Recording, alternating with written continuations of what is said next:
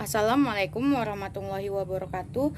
Perkenalkan, nama saya Nabila Agusti Wijasyafira, Prodi Pendidikan Geografi, Unit 1, Angkatan 19.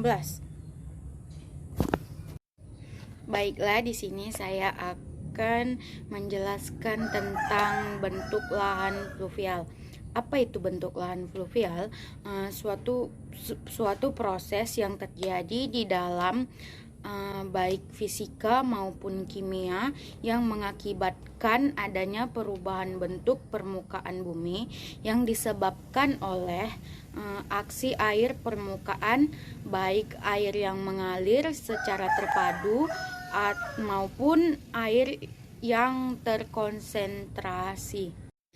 Baiklah, berikutnya itu macam-macam fluvial. Ada 3. Yang pertama itu proses erosi. Apa itu proses erosi?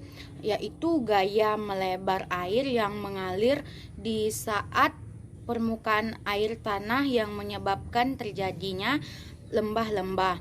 Yang kedua itu ada proses transportasi.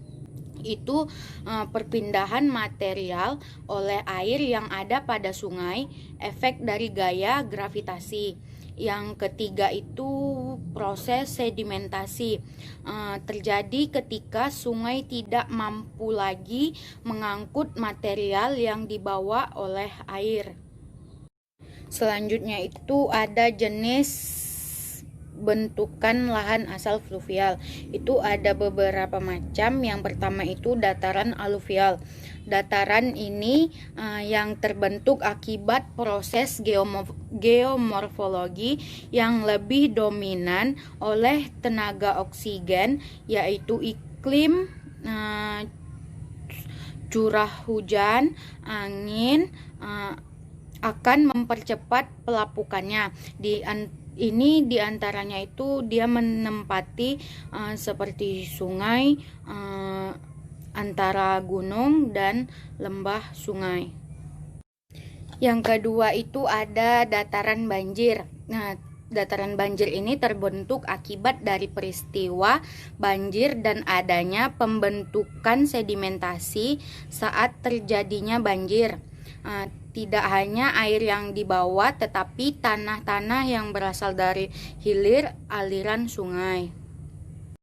Dan yang ketiga itu ada tanggul alam sungai. Tanggul alam sungai ini terbentuk akibat banjir juga di wilayah dataran rendah yang menahan air hasil limpahan banjir sehingga terbentuk genangan yang dapat kembali lagi ke sungai. Yang keempat itu ada rawa belakang, bagian dari dataran banjir di mana simpanan tanah liat menetap setelah banjir. Yang kelima itu ada kipas aluvial.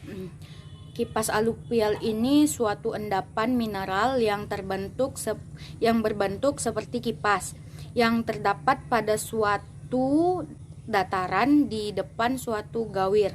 Daerah ini terdapat air dan endapan tanah. Yang keenam itu ada teras sungai. Morfologi yang dijumpai pada sungai dan faktor yang mempengaruhi proses pembentukannya itu erosi dan perubahan iklim. Dan yang terakhir itu ada delta.